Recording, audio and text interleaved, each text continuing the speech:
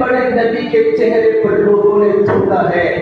ہم کسی کے گھر پر گئے ملاقاتوں میں، خدا کی قسم جب انسان غلطی سے کسی کے گھر کی ملاقات میں جاتا ہے، ایمان کی بنیاد پر جا کر سلام کرتا ہے، اللہ دل میں محبتیں پیدا کرتا ہے، دل میں محبتیں پیدا کرتا ہے، دعوت سے محبتیں وجود میں آتی ہے۔ یہ میرے آقا کی سب سے بڑی سنت ہے۔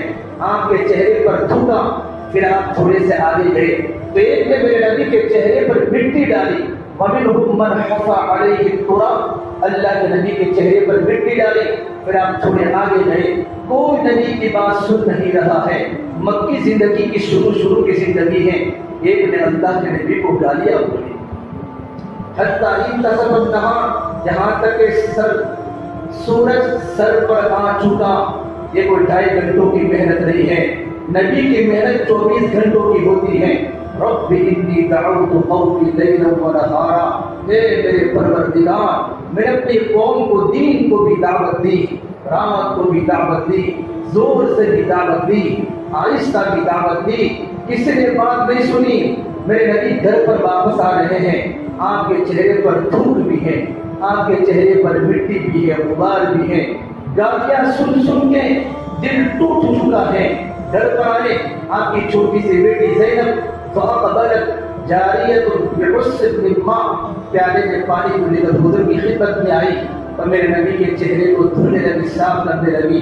آپ نے اپنی بیٹی زینب کو دیکھا کہ زینب رو رہی ہے، تو زینب کی آنکھوں کے آنسو دیکھ کر نبی کا پیمانہ چھلک اٹھا۔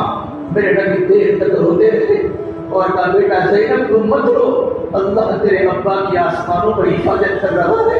بیٹی اپنے گھر میں کبھی سوکھ کے دن نہیں آئیں گے، اپنے گھر میں کبھی کھانا اچھا نہیں ملے گا۔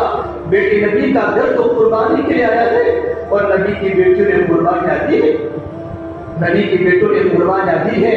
حضرت ایک صحابی فرماتے ہیں آپ اللہ کے راستے میں ہیں، اور کسی نے کہا یا رسول اللہ آپ اللہ کے راستے میں ہیں اور آپ کی بیٹی فاطمہ کتنے دنوں سے بیمار ہے، علاج کے لیے پیسے بھی نہیں، گھر میں خدمت کرنے والا کوئی نہیں، آپ اللہ کے راستے کا سفر پورا کر کے گھر پر پہنچے۔ آپ نے ساتھ میں بیمار بن حسین کو لیا جو عرب کے سردار تھے، گھر جا کر چھپر کا کھجوروں کا گھر، دروازہ کھٹکھٹایا، اندر سے آواز آئی من فی الباب، کون ہے میرے دروازے پر؟ تو میرے نبی نے کہا بیٹا فاطمہ تیرے ابو محمد صلی اللہ علیہ وسلم تیری عیادت کے لیے گھر پر آئے ہیں۔ تو اندر سے آواز آئی یا رسول اللہ میرے ابا جان کیا آپ کے ساتھ کوئی اور صحابی بھی ہے؟ کیا میرے ساتھ عمران بن حسین ہے؟ عمران بن حسین ہے؟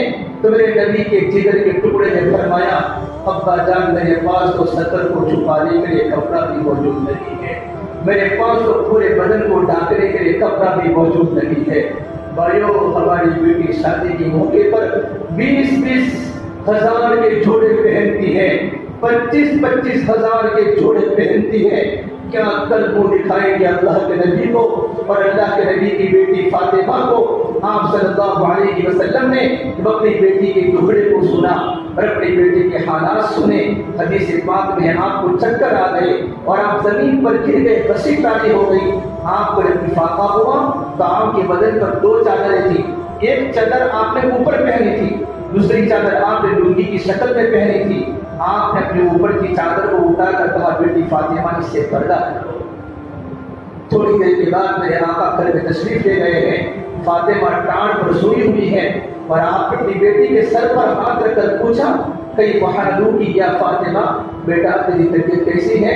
حضرت فاطمہ نے روتے روتے جواب دیا ابا جان 7 دن ہو چکے ہیں آپ کی بیٹی فاطمہ کو روٹی کا ٹکڑا کھانے کو نہیں ملا، اور میرے نبی کی بیٹی فاطمہ نے اللہ کے نبی کے کندھے پر سر رکھ کر رونا شروع کیا۔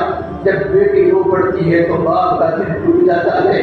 میرے آقا نے یوں فرمایا بیٹی فاطمہ مت رو، والذی بعث اباک بالحق ما ذقت من 3 ایام ثوابا، بیٹی اس ذات کی قسم جس کے قبر محمد عربی کی جان ہے، بیٹا 3 دن ہو چکے ہیں تیرے ابا محمد صلی اللہ علیہ وسلم نے ایک روٹی کا لقمہ چکھنے کو نہیں ملا۔ بیٹی اللہ نے مجھے دین دیا ہے، دین کی محنت دی ہے، بیٹی تو صبر کر میں صبر کروں، یہ کلمہ دنیا کے ہر کچے مکان میں جائے گا، ہر پکے مکان میں جائے گا۔ میری بیٹی فاطمہ، جہاں جہاں رات کے اندھیرے جاتے ہیں، جہاں جہاں سورج کی روشنی جاتی ہے، وہاں یہ کلمہ پہنچ کے رہے گا۔ بھائیو، تب جا کر اسلام کا جھنڈا پورے عالم میں لہرایا ہے۔ کچھ مٹتے ہیں تو کلیوں کو وجود ملتا ہے، کچھ پتھر زمین میں دفن ہوتے ہیں تب جا کر عمارت کو رنگ ملتا ہے۔ اتنی بڑی قربانی میرے نبی کی لگی، نبی کے خاندان کی لگی، نبی کے بچوں کی لگی، صحابہ کی لگی، تب جا کر اسلام کا سورج بلند ہوا ہے۔ ہمارے یہاں نمازی بڑے، کعبۃ اللہ کو حاجی ملے، مدرسے کو طلبہ ملے، خانقاہ کو مریدین ملے۔ یہ امت کا جو مجمع دین و دین کی محنت پر ہے، یہ اللہ کے نبی اور صحابہ کی قربانیاں ہیں۔ مگر ہم سب کی ضرورت ہے، بس میرا مکان میری دکان یہ ہمارا کام نہیں ہے۔ کاروبار بھی کرو، اللہ کی دین کی محنت کرو، یہ کام اللہ نے دیا ہے، طاقتور کام ہے، پاورفل کام ہے۔ اس کام کا نیٹ ورک عالم کے کونے کونے میں ہے۔ آسٹریلیا کے ملگزاروں میں جاؤ، آپ کو دعوت کے ساتھی ملیں گے۔ افریقہ کے جنگلوں میں جاؤ، آپ کو کام کرنے والی پیدل جماعتیں ملے گی۔ آپ چائنا کے مارکیٹوں میں جاؤ، آپ کو کام کرنے والی جماعتیں ملے گی۔ پوری دنیا میں دعوت کا کام ہو رہا ہے۔ عرب بھی کام میں ہے، عجم بھی کام میں ہے، کالے بھی کام میں ہے، اور گورے بھی کام میں ہے۔ جس ملک سے کام دنیا میں چلا ہو، اس ملک کے لوگ دعوت کی فضا نہ بناویں۔ ایک اتنا بڑا مجمع بیٹھا ہے جن کے آج تک اللہ کے راستے کے 3 دن نہ لگے، اتنا بڑا مجمع بیٹھا ہے زندگیاں پوری ہونے آئی، آج تک اللہ کے راستے کے 4 ماہ نہ لگے۔ جس نبی نے اپنی زندگی کے دن کھپا دیے، اللہ والے روتے روتے قبروں میں چلے گئے، نہ اپنے گھر کو دیکھا، نہ اپنے گھر کو دیکھا۔ کون سی دنیا کی محبت ہے؟ ہمارے جماعت میں 4 ماہ نہیں لگتے، ہم سے گھر نہیں چھوٹتا، ہم سے کاروبار نہیں چھوٹتا، ہم سے دنیا نہیں چھوٹتی۔ ایک دن موت آنی ہے، اٹھتی جوانیاں مت دیکھو، اٹھتے جنازے دیکھو، شادی کی بارات مت دیکھو، موت کے ماتم دیکھو۔ ایک دن موت آنی ہے، ہر ایک کو گھر چھوڑ کر دنیا سے جانا ہے۔ میرے اور آپ نے اپنے ہاتھوں سے کتنے جوانوں کے جنازوں کے کندھے دیے ہیں۔ ایک دن میرا بھی اعلان ہوگا، فلاں کا انتقال ہو چکا۔